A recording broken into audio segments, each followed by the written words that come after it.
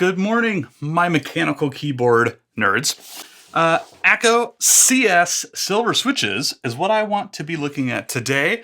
I'm going to toss them in. I've never touched them, haven't even opened the box yet.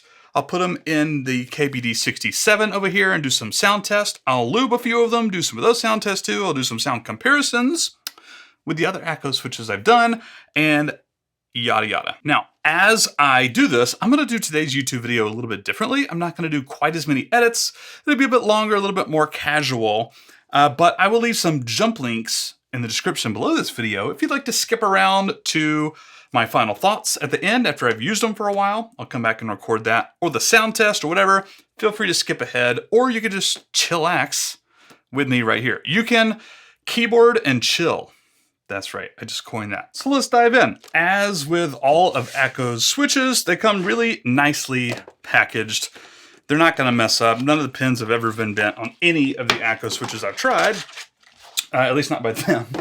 I've bent a few of my own. Yeah, they come in nice, solid packaging. So the silver switches here, they have a polycarbonate bottom housing, which is silver. Top housing is clear. I don't know if you can actually see that here or not. The stem, I believe, is palm.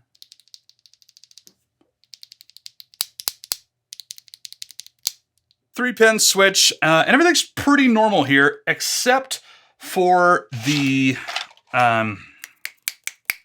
everything is normal except for the travel time. So most mechanical switches will actually have a initial travel. By the way, here's what happens here. Think of the entire way that this stem goes down, the entire travel split into two, right? There's the very top before you press it in. There's the actuation point, which is somewhere down in the middle here. And then there's the total travel where it bottoms out. So the pre-travel that they speak of whenever you go look at this stuff is like how far until that middle point? How far until the actuation point?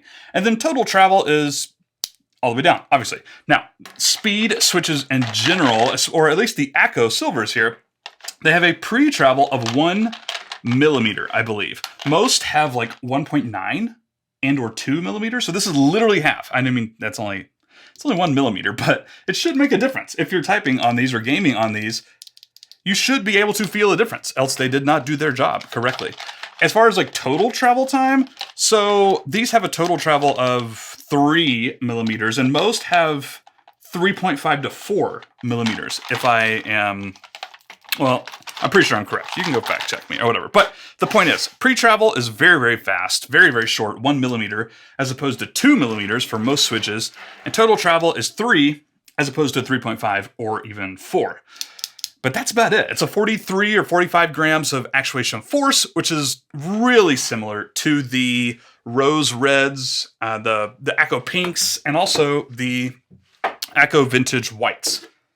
By the way, I screwed up my PCB on my normal YouTube sound comparison video keyboard here, and now my T doesn't work. I can't figure it out. I'm gonna have to buy a new PCB and then take apart this keyboard and put it in, which is annoying. So I'm actually gonna put these silvers on my my daily driver here. It's another KBD67 R3 with the Gas Attack SA keycaps. Actually, before I do that, let's take one of these bad boys apart. So it's kind of annoying. Akko, a lot of their switches use the Kale style openers right here, and these use the MECH style openers. I don't know why. I don't know why you do that, Akko. Just make it the same, one way or the other. Why you gotta do me like that? Doesn't matter. The point is, these are really boring and standard on the inside. The spring will be spring, just the normal. There's some dust in there. Whew, okay. Copper actuation leaves up in there, and just normal. Everything's normal here. It does have the dust-proof stem. A little bit of a dust-proof, a little bit of a waterproof, if you will, IP5 or IP6 rated. I don't know. But it's also supposed to improve stability a little bit. There should be a little bit less wobble. And quite frankly, on the subject of wobble, I'll get my tweezers out and test them while they're in the keyboard. But I've never had an Akko switch that was like, those need switch films. Not one. They're all super stiff, tight, in a good way, if you will. And actually, I'm going to lube a few of these here in a minute. So we'll do a stock sound test first, and then I'll lube some of these bad boys up, and we can see what they sound like. Oh, this is the worst part of the process for me. Aha! Ha! Can't give me switches.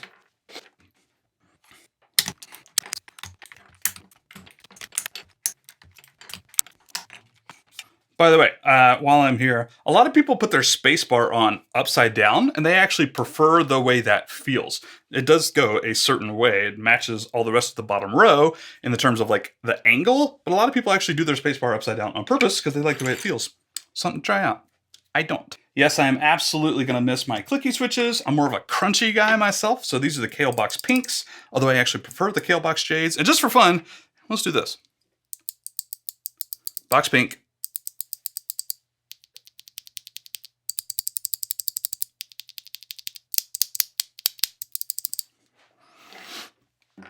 Doesn't matter. You guys don't care. Moving on. One more thing I actually think about in my brain when I'm making these YouTube videos is how randomly I take my keyboard apart and reassemble it. I never like remove all the keycaps and then do all the switches, and I don't go like row by row. It's just kind of willy-nilly, to be frank. And I feel like y'all are judging me whenever you see me do that sort of stuff, which is why I haven't put it on camera a whole lot. I'm just being real.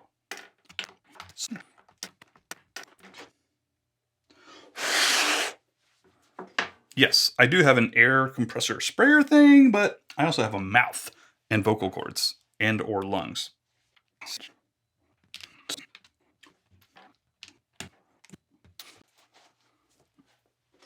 Doesn't that look pretty? It's nice, right?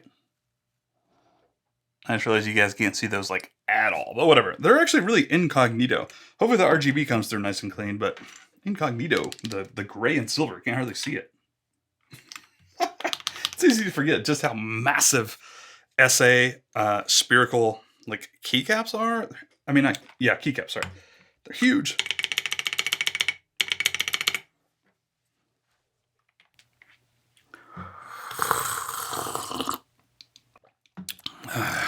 Did I get that ASMR? I know usually it's like that. You know what? Well, before I press anything, let's put this bad boy up here. Just give a little, you know, real life sound check. Real life sound test. I like felt desk pads. Leather slides around. I don't like the way my hands feel on it. My hands start to sweat like an idiot, and that doesn't feel good on leather. But on felt, chef's kiss. All right, right now I still have pinks on this side and the silvers on this side. I always like to compare like the switches I'm replacing, like halfway through the process of putting them in just for fun. And it kind of helps give a little bit more context to how they feel. So here are the pinks.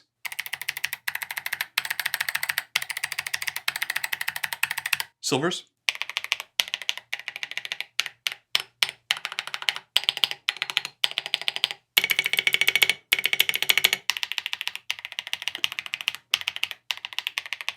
They're definitely smooth. Smooth and clean. It would be the first two words I would use to describe these. All right, I'm going to stop recording and do the rest of these because you guys don't care. I'll come back.